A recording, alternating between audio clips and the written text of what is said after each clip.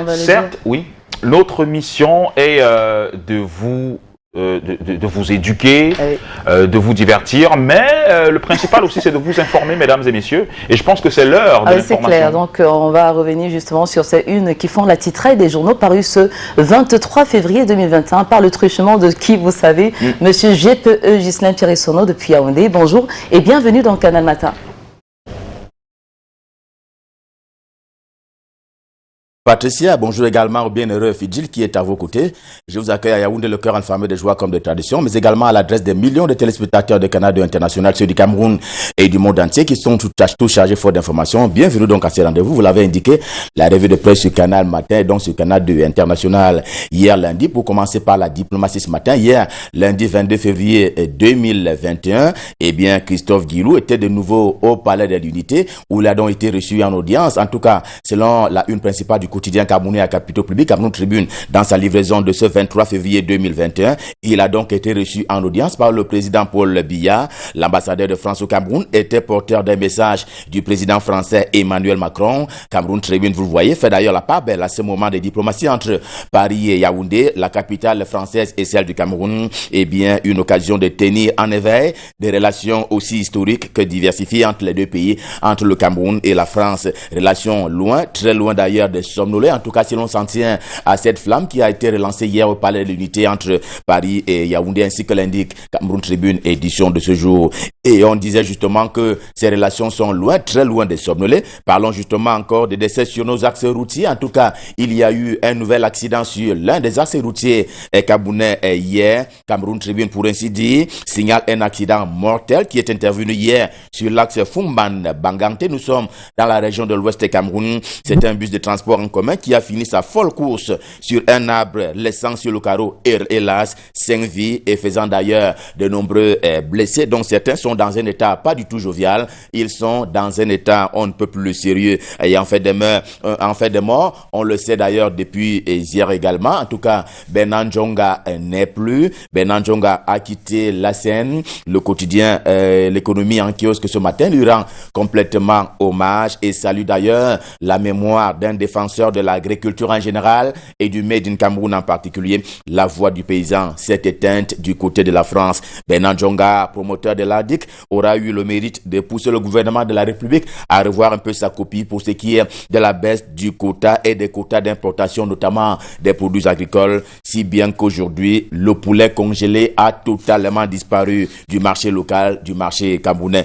Le quotidien Émergence, lui aussi rendant hommage à Benan Djonga, le présente comme étant un combattant qui a combattu le bon combat en faveur de l'agriculture. Un altermondialiste, fervent défenseur du droit alimentaire d'ici, pour ici et par ici. Il fut syndicaliste et à la fin homme politique, lui qui créa le CRAC, c'est-à-dire croire au Cameroun. C'est donc un ingénieur, un agronome, un activiste et un homme politique qui vient de craquer, qui vient de quitter la scène sociopolitique camerounaise. Il s'appelait Benan Djonga. Il quitte la terre. À terre promise, un autre journal également en kiosque ce mardi. On a identifié très tôt le bassin de Bangassina comme étant la terre promise en termes agricoles. L'arrondissement de Bangassina qui fait office de pionnier dans la pratique agricole de seconde génération. C'est cette modernité que le ministre Gabriel Mbaye-Robé est d'ailleurs allé saluer sur le terrain, en tout cas parlant de cette descente qu'il a effectuée sur le terrain le 19 février dernier, ainsi que le renseigne le journal Terre Promise en kiosque ce jour. Quant à Direct Info, lui aussi fait un crochet plutôt inventif vers le monde rural et agricole et justement direction ces nouvelles zones que le gouvernement de la République a repérées comme étant devant donc servir d'arrière-base au plan du développement durable des zones humides favorables à la protection de l'environnement au Cameroun. Ceci n'est pas une anecdote, mais une réalité. En tout cas, c'est une option gouvernementale qui est donc saluée par le journal Direct et aussi en kiosque ce jour. Ce n'est pas une anecdote, mais un choix gouvernemental. Il y a comme un revirement sur le plan de la santé, pour parler ainsi de la santé publique camerounaise. Il y a comme un revirement de la parole du ministre Manaouda Malachi. Au départ, disait-il, eh bien, le Cameroun n'était pas si intéressé par le vaccin contre la COVID-19. À ce jour, apprend-on du journal l'anecdote, eh bien, Il a dit que le Cameroun va se déployer pour l'acquisition du vaccin qui s'appellerait ainsi AstraZeneca. Voilà la nouvelle qui est portée par le journal L'Anecdote. Et on l'a à l'œil, lui, le ministre de la Santé publique, question de vérifier quels seront tous les mouvements en faveur ou contre le vaccin contre la COVID-19. Le du Sahel, le journal de Guibaï Gatama ne s'arrête plus de crier sur tous les toits. Question de revendiquer la place des enfants originaires du Grand Nord Cameroun, c'est-à-dire les 3 régions de la Damawa, du Nord et de l'extrême Nord, s'agissant des places qu'il faut occuper dans le grand concert du recrutement qui est en cours, notamment pour ce qui est des enseignants dans les universités publiques au Cameroun. Comme le gouvernement ne l'entend pas de cette oreille, la nouvelle option, renseigne le journal, consiste pour les députés et sénateurs, les parlementaires donc originaires du Nord Cameroun, d'adresser une correspondance au Premier ministre chef du gouvernement, Joseph John Gouté, pour que cela soit su et que le tir soit manifestement rectifié. Quant à Issingan, il faut dire que les récentes nominations pour un mandat de 5 ans de personnalité, notamment pour ce qui est de la Commission nationale des droits de l'homme et des libertés, que donc celle-ci va avec des tâches. Cette nomination-là, il y a parmi ces personnalités-là un repris de justice, si l'on s'en tient au journal en kiosque ce matin, pour parler ainsi de Kalara. Et encore que, selon un certain nombre d'opinions, eh bien, il y a certaines corporations qui manifestement manquent à cet appel, qui manquent donc à ce décret présidentiel, qui a d'ailleurs totalement ignoré le genre. Pas de femmes, en effet, alors que le 8 mars approche à grands bonds. Elle revendique ces femmes-là un peu plus d'espace dans la scène décisionnelle, dans la scène socio-politique, pour parler ici des postes de pouvoir et ou de décision. En tout cas, puis le face, le journal de Rejeune Tada est également en kiosque ce jour. Il fait d'ailleurs les comptes pour ce qui est et dans la perspective d'un éventuel remaniement ministériel. La femme camerounaise veut et peut être ministre de la Défense, ministre des Finances ou même secrétaire général des services de la présidence de la République. Ce sont autant de revendications et aujourd'hui la femme camerounaise en veut, elle en veut encore au système de Yaoundé qui l'a quelque peu confiné au département ministériel de deuxième zone. C'est un constat qui sert ainsi de lobbying à ces milliers de femmes camerounaises aux têtes bien pleines et même bien faites. Peut-être faut-il compter sur l'avènement d'un successeur au palais de l'unité. En tout cas, Tribune d'Afrique, le journal de Faustin Djikam, lui aussi dans sa livraison de ce jour, parle politique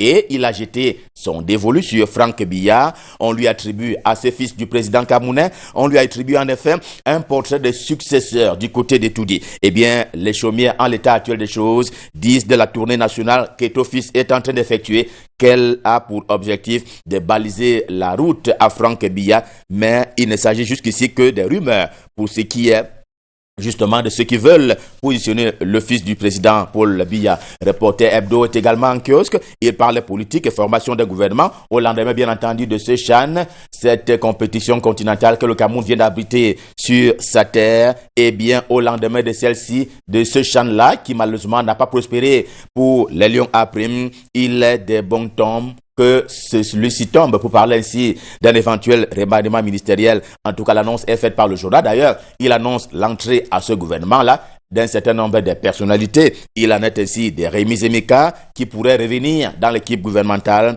même si le journal estime qu'il pourrait s'agir d'une gangrène. Le Populi en kiosque propose à propos justement de revenir sur le cas de Franck Biya dans son idée et sa posture de ce matin, l'idée maîtresse étant que le concerné, pour parler ainsi de Franck Biya, semble surpris en premier au point d'en parler à son père et à son papa Paul Biya, qui, selon le Populi, ne lui a pas encore donné une réponse définitive. Dans la perspective successorale, tenons compte également du RDPC, le Rassemblement démocratique du peuple camerounais, comme le fait un peu le quotidien Mutation des Gab, Georges-Alain Boyomo, édition de ce matin. En l'état, s'il a lieu pour parler ainsi de ce congrès qui est d'ailleurs annoncé pour se tenir au mois de mars prochain, eh bien, s'il se tient, il se tiendra avec des batailles au long couteau. Cela est envisagé par le quotidien Mutation ce matin au regard justement des batailles quelque peu rangées au sein de cette formation politique. J'ai donc nommé le Rassemblement démocratique du peuple camerounais. Et dans ce schéma-là, conclut un peu Mutation, seul le président national Paul Biya pourrait donc trancher. Il aurait donc à faire parler la lettre à l'occasion de ce congrès qui éventuellement s'y tiendra au mois de mars prochain. L'hebdomadaire indépendant est également en kiosque. Lui aussi, il rêvait un peu ses godasses pour entrer dans l'arène sportive ce matin et le football en particulier? Eh bien, juste pour rappeler une évidence, le stade Paul Biya d'Olembe est un héritage, ultime héritage et serein que le renouveau entend donc laisser à la postérité. En tout cas, c'est une posture qui est prise ce matin par le journal, question de saluer effectivement l'infrastructure et ceux qui ont tenu à le construire et le mettre à la disposition de la jeunesse camerounaise. Mais à son avis, des médias, journal camerounais d'expression anglaise, postule qu'il a phagocyté ce stade-là, un peu trop d'argent. En tout cas, il y a cette querelle qui est née de cette rallonge qui a donc été accordée en termes de prêts par le président Paul Biya, demandant ainsi au ministre de l'économie, de la planification et de l'aménagement du territoire d'en emprunter pour 55 milliards de francs CFA. C'est d'ailleurs une préoccupation des élus de la nation, à l'instar de Jean-Michel Nietzsche, député SDF à l'Assemblée nationale, qui veut voir clair sur cette rallonge de 55 milliards de francs CFA qui a donc été décidée par le président de la République sur la base des propositions à lui faites par le ministre d'État, secrétaire général de la présidence de la République, Ferdinand Ngongo. The Voice, un autre journal camerounais d'expression anglaise également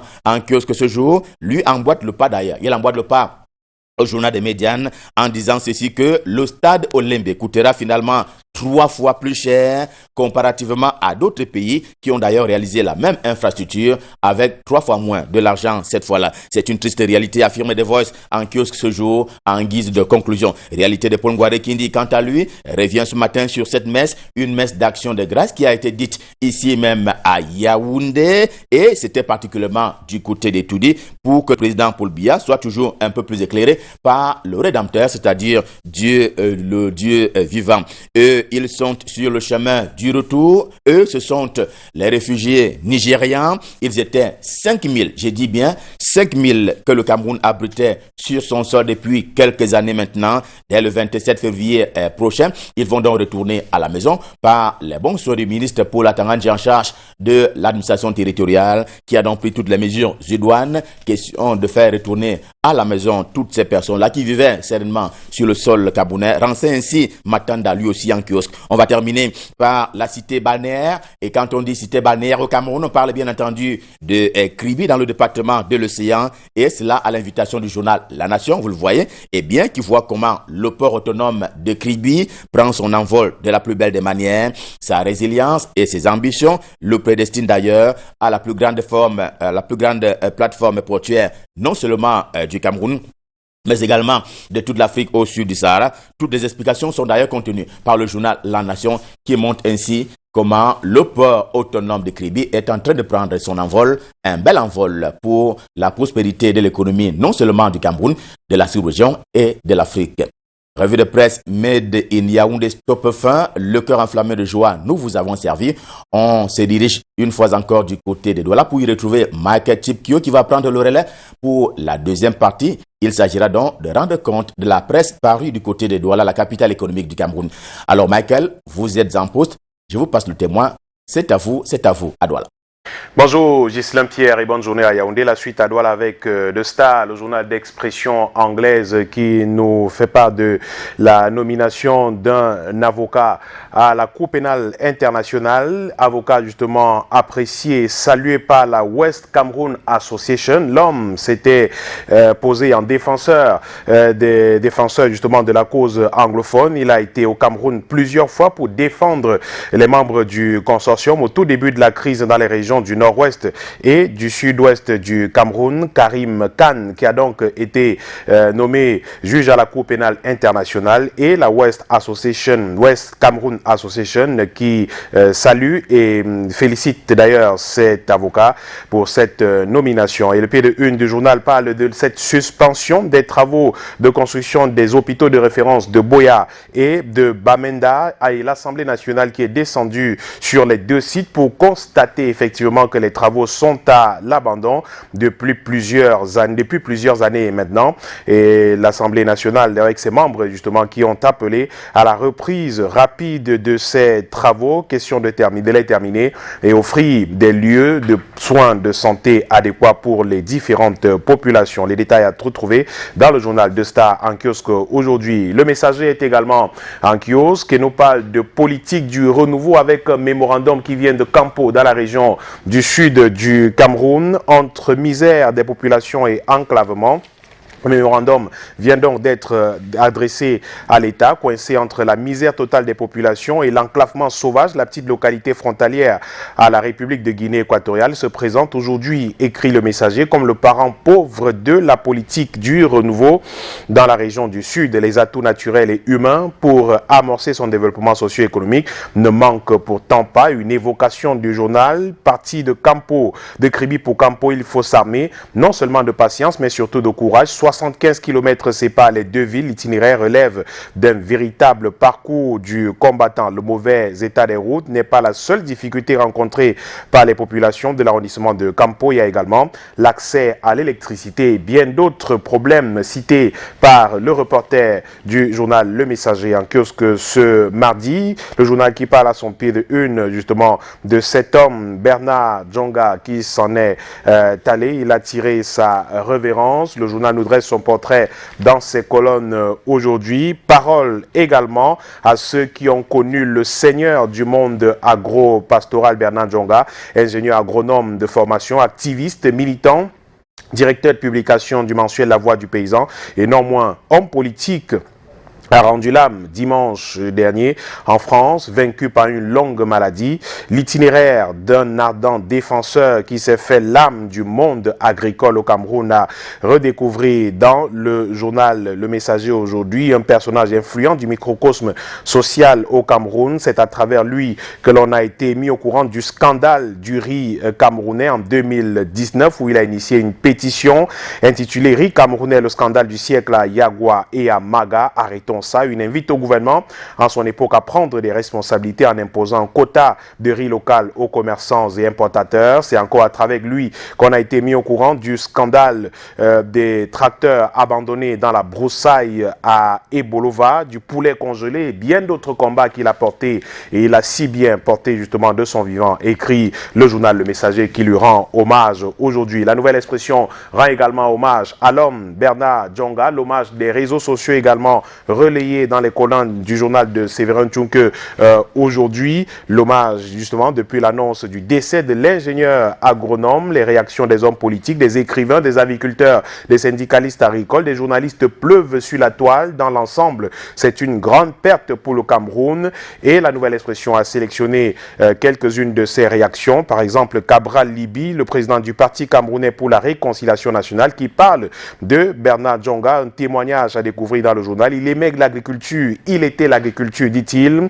Jean-Robert Wafo, ministre du chef de cabinet du SDF en charge de l'information et des médias, parle aussi de l'homme ce jour et la Nouvelle Expression en profite pour nous reproposer un entretien que l'ingénieur de son vivant a accordé aux confrères en ligne Spoutnik.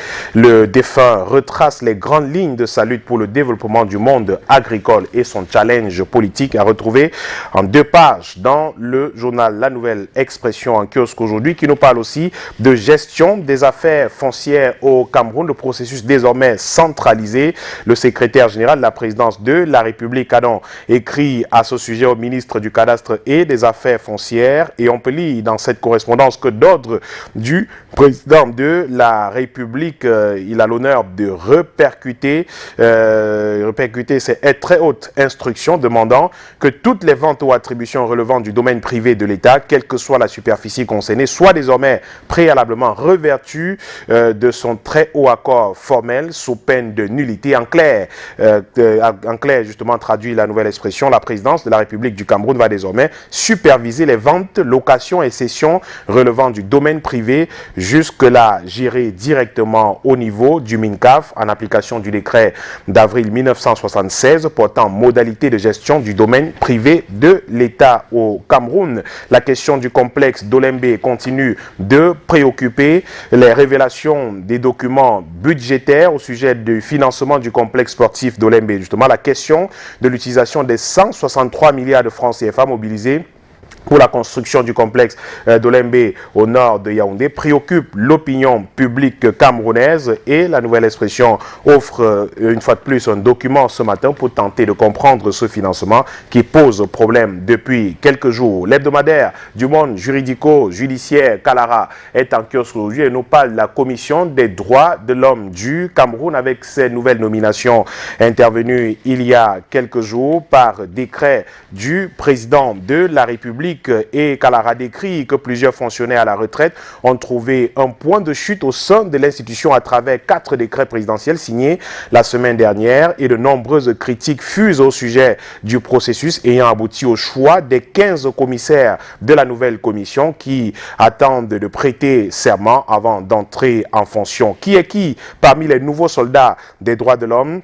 Le journal présente donc les 15 membres dans ces colonnes ce jour et donne également la parole à Madame Ekwan Mebiane Tangono, Antoinette, qui est ancienne membre et syndicaliste qui dénonce certains aspects des décrets présidentiels et appelle le chef de l'État à revoir la copie de cette commission. Les détails à retrouver en page 6 et 7 de Kalara en kiosque aujourd'hui. Le pied de une du journal nous amène au tribunal pour parler de l'affaire Jean-William Solo, le directeur général de Camwater, poursuivi pour faux témoignage.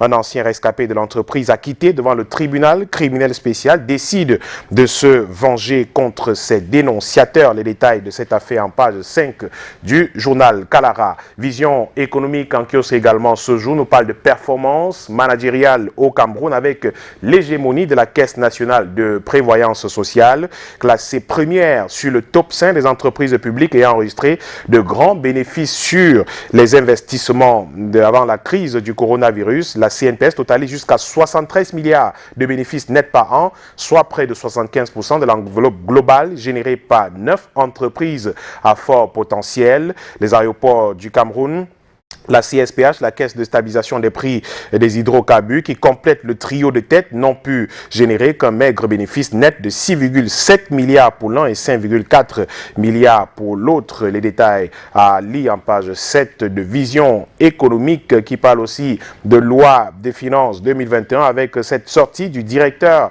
général des impôts qui présente les nouvelles réformes et innovations fiscales. C'était au cours d'une rencontre de 5 jours organisée à Douala par la direction générale des impôts dans le but de présenter les mesures incitatives mises en place par le gouvernement pour accompagner la relance économique au Cameroun. Au bout de ces travaux, au sorti de ces travaux, justement de nombreuses résolutions prises, des résolutions à lire justement dans les colonnes du journal Vision économique en kiosque aujourd'hui. L'hebdomadaire La Cloche est également paru ce mardi. Il parle de citoyenneté et patriotisme avec cet appel du ministre de l'administration territoriale, Paul Atangandji, qui appelle à plus de citoyenneté et de patriotisme et à la conscientisation de tous d'ailleurs.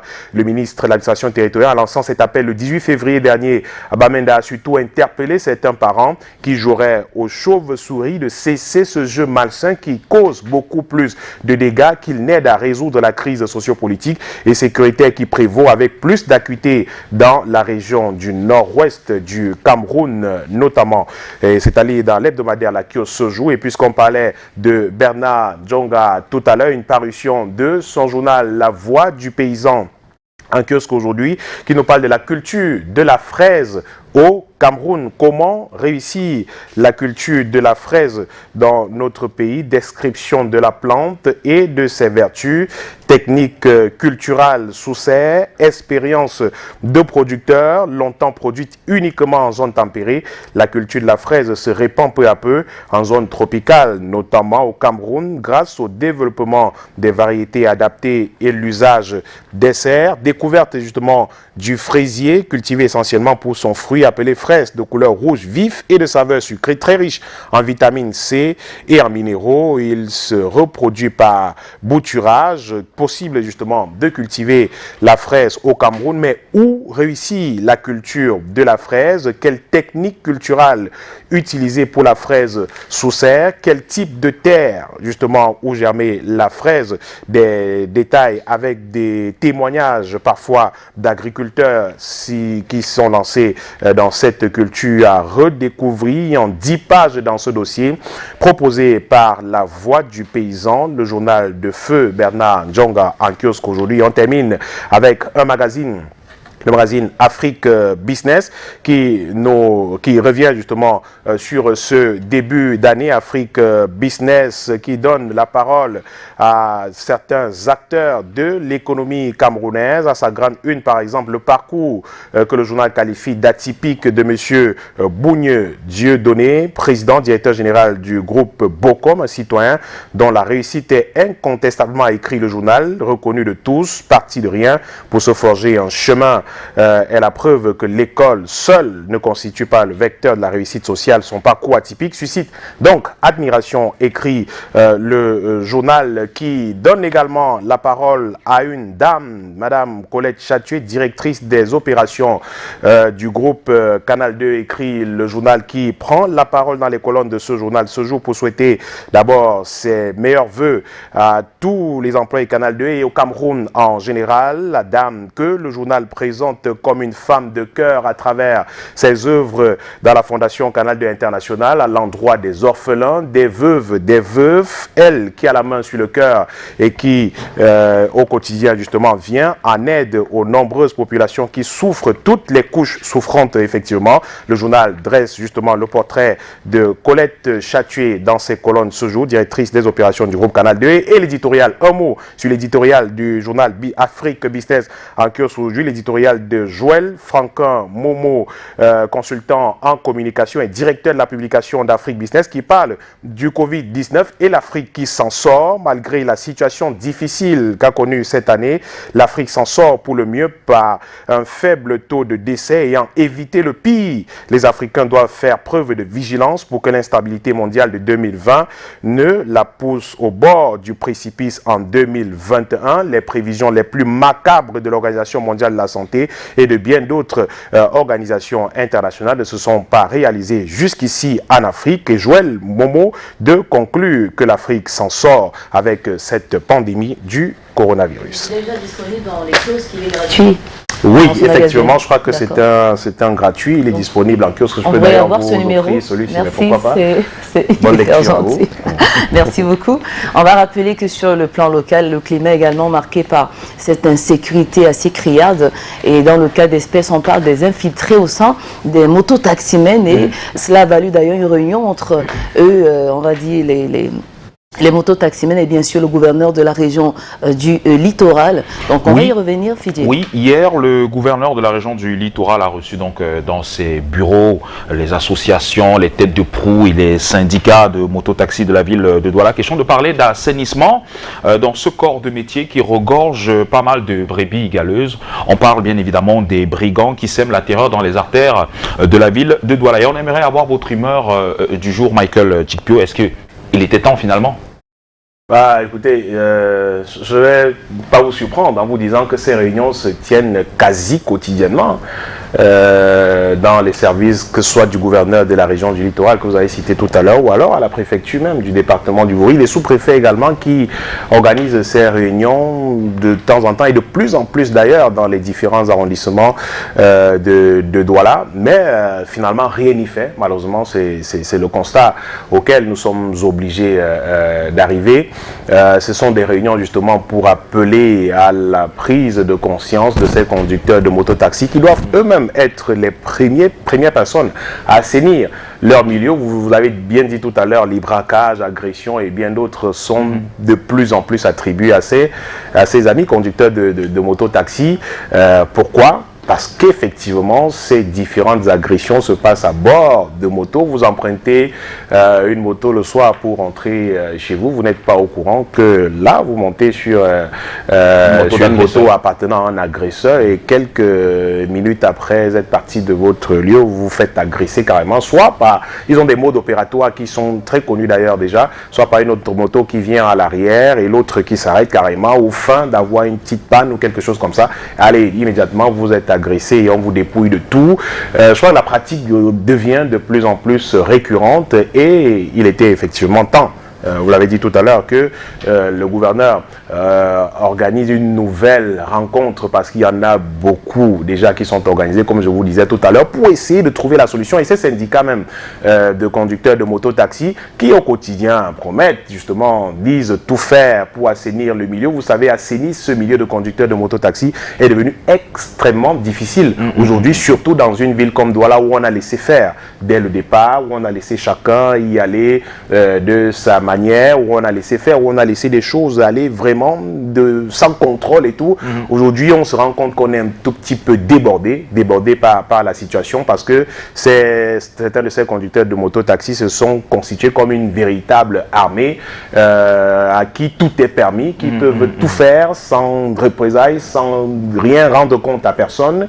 Et les choses se passent malheureusement ainsi, et qu'on se lève aujourd'hui, bon, il n'est peut-être pas tard, il n'est jamais trop tard, dit-on souvent, d'assainir, de vouloir arranger les choses, mais une chose qu'on doit dire, c'est que l'insécurité monte et monte davantage, et justement, il sera difficile de nier que ces motos-là, peut-être pas forcément les motos-taxis, ces motos contribuent effectivement beaucoup à la montée de l'insécurité dans nos métropoles. Et pour le cas de Douala précisément, dont nous avons parlé tout à l'heure, je crois que effectivement, il faut peut-être aller plus loin, au-delà de ces réunions. Assainir le milieu, c'est-à-dire quoi? C'est-à-dire que on a appris il y a quelque temps qu'il était question d'attribuer à chaque conducteur un numéro qui devait être vêtu de chasubles et bien d'autres numéros d'identification. Est-ce que ça peut arranger?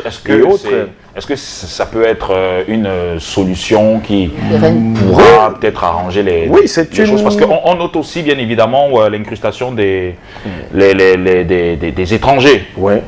Et les mototaximans pointent très souvent du doigt ces étrangers qui, malheureusement, sont dans ce corps d'activité, qui sont taxés comme des brigands. Mais écoutez, si vous êtes étranger, on ne vous interdira pas de travailler, mais à partir du moment où vous faites identifier, comme tous les autres, je crois que là, tout simplement, vous êtes permis de travailler. C'est vrai, on a souvent entendu des critiques du genre, non, c'est pas nous, c'est des gens qui viennent d'ailleurs, qui font ce type de choses. Il est facile de jeter l'opprobre sur les autres, hein. Mais à partir du moment où vous dites que ce sont les autres, apportez des éléments de preuve qui permettent de croire que ce sont ceux que vous accusez qui sont responsables de tout ce que vous dites. Vous accusez les gens de tous les maux, mais vous n'avez aucun élément, là, ça ne pourra pas marcher. Mais je crois que l'organisation, vous demandiez si ça peut être une solution. Je crois que c'était un début de solution quand même. Si vous avez quelqu'un identifiable par un badge, par exemple, c'est-à-dire que vous voulez emprunter une moto, vous avez le temps de récupérer le nom du conducteur et tout, au moins vous êtes rassuré, vous avez quelqu'un de connu qui va vous transporter et tout, vous avez un chasuble d'identification et autres. À partir de ce moment-là, vous savez au moins que voilà, vous avez affaire à quelqu'un qui est connu, qui est enregistré, dont le nom figure dans les registres soit de la commune d'arrondissement, soit de la communauté urbaine ou bien de la mairie de la ville, et bien d'autres. Oui, sûrement que son nom soit dans un fichier quelque part au moins. À partir de ce moment où vous dites, voilà, je me sens quand même pas en sécurité, mais quand vous empruntez la moto d'un individu que vous ne connaissez ni d'Adam ni d'Ève, vous l'avez jamais vu, vous arrivez là, vous voyez un gars qui est là avec un gros blouson sur lui, aucun élément pour l'identifier, voilà, vous vous engouffrez là, et puis vous partez, c'est un chemin vers l'inconnu, vous ne savez pas ce qui vous arrivera quand vous aurez fait 100 mètres de marche et tout, donc c'est extrêmement compliqué, et ces agressions là, il faut le dire, ce n'est plus seulement des affaires de nuit, même de jour, désormais, on se fait agresser sur des motos, je ne vais pas dire par ces conducteurs de moto-taxi, mais sur des motos, effectivement. Donc, je crois qu'il faut revoir tout cela, tout le mécanisme dès le départ. Ça part du travail, effectivement, on l'a dit tout à l'heure, des communes d'arrondissement, la mairie de la ville, les sous-préfectures, la préfecture, le gouverneur et bien d'autres, justement, qui doivent tout faire pour mettre un terme. Pour ne pas vous couper, on va dire, pourquoi ne pas prédéfinir des conditions, justement, les conditions remplies pour pouvoir exercer cette activité de moto-taximan, parce qu'on sait que jusqu'à aujourd'hui, il suffit d'avoir un peu d'argent, acheter sa moto et du coup, on se lance sur la route. Donc, sans moyenne, pas une formation professionnelle quelconque. Donc, je pense que c'est le moment. Oui, au-delà justement de cette insécurité dont vous parliez, Patricia, il y a la question de la sécurité pour le passager lui-même. C'est-à-dire, vous avez des conducteurs qui n'ont pas de permis. Ils ont appris 1, 2, 30 minutes sur un stade, avoir un peu d'équilibre sur une moto, allez hop, c'est parti. Et la majorité n'a pas de casque aussi. Voilà, et non pas de casque, tout ça. Voilà toutes les questions qu'il faut adresser. Et vous souvenez-vous que cette affaire de casque a cristallisé les attentions depuis des années dans cette ville, mais malheureusement, personne n'en aborde. Cette affaire des chasubles également. Mais c'est justement, quand on regarde tout cela, avec toutes les résolutions qui ont été prises autour, on se demande si cette affaire d'assainissement pour la sécurité marchera finalement. Mais si toutes les autres résolutions, toutes les autres mesures n'ont jamais pu être appliquées, qu'est-ce qui nous fait croire qu'aujourd'hui les autres seront appliquées? Le moment de la répression, de commencer à Bon, sanctionner, peut-être oui, pas. peut-être la répression. Et je vous disais tout à l'heure que certains se croient tout permis, sont considérés en véritable armée. Et parfois, il faut le dire clairement, les autorités elles-mêmes réfléchissent par deux fois pour une quelconque répression. On se dit parfois, si on les attaque de façon frontale, à quoi doit-on s'attendre? On peut assister à une déflagration oui, ça peut être compliqué. sociale et tout. Et voilà, donc parfois, il faut y aller, il faut savoir manier le bâton et la carotte pour trouver le juste milieu, la solution qu'il faut pour que les gens se sentent un tout petit peu en Excellente sécurité. intervention. Merci beaucoup, Michael. Ce serait malhonnête de ne pas rappeler ou de ne pas relever qu'un temps soit peu, ça réduit quand même le taux de chômage au Cameroun. Et on va saluer ceux qui brillent par leur sens de la responsabilité, leur sens du civisme. Et pour vous permettre de passer une belle journée, parce qu'on sait que tout commence le matin. Oui. Et il suffit parfois de toutes petites choses, comme ma chanson du cœur, par exemple. On va vous soumettre à cet exercice-là. On rappelle qu'aujourd'hui, on a Choki Dance de Bédi Dibango et Johnny Tezano qui nous propose Kwasa System. Oh, Kwasa. Moi, je vais choisir Johnny Tezano. Oui. Pourquoi? Parce que j'ai réécouté cette chanson il y a quelques jours. Par le truchement d'un ami sur les réseaux sociaux, Harold Kitchemen, que vous devez connaître, Harold Kitch, qui a fait toute une série sur Johnny Tezano et tout. C'était hyper intéressant. J'ai appris beaucoup de choses de lui et j'ai réécouté avec plaisir la chanson. Donc vous penchez beaucoup plus sur Johnny Tezano. Exactement. Ça nous aurait fait plaisir que vous mimiez un peu, mais je sais que c'est peine perdue déjà. Merci beaucoup. Excellente journée. Merci Patricia, bonne journée à vous également. Et donc vous savez ce qu'il vous reste à faire, allez dans les kiosques, allez vous abreuver à la bonne source. La bonne source, c'est bien évidemment à 400 francs CFA seulement. Vous avez votre journal du jour. On poursuit, mesdames et messieurs, cette fois-ci avec les événements qui ont marqué l'histoire du monde un 23 février. Mais avant, un clin d'œil à nos partenaires.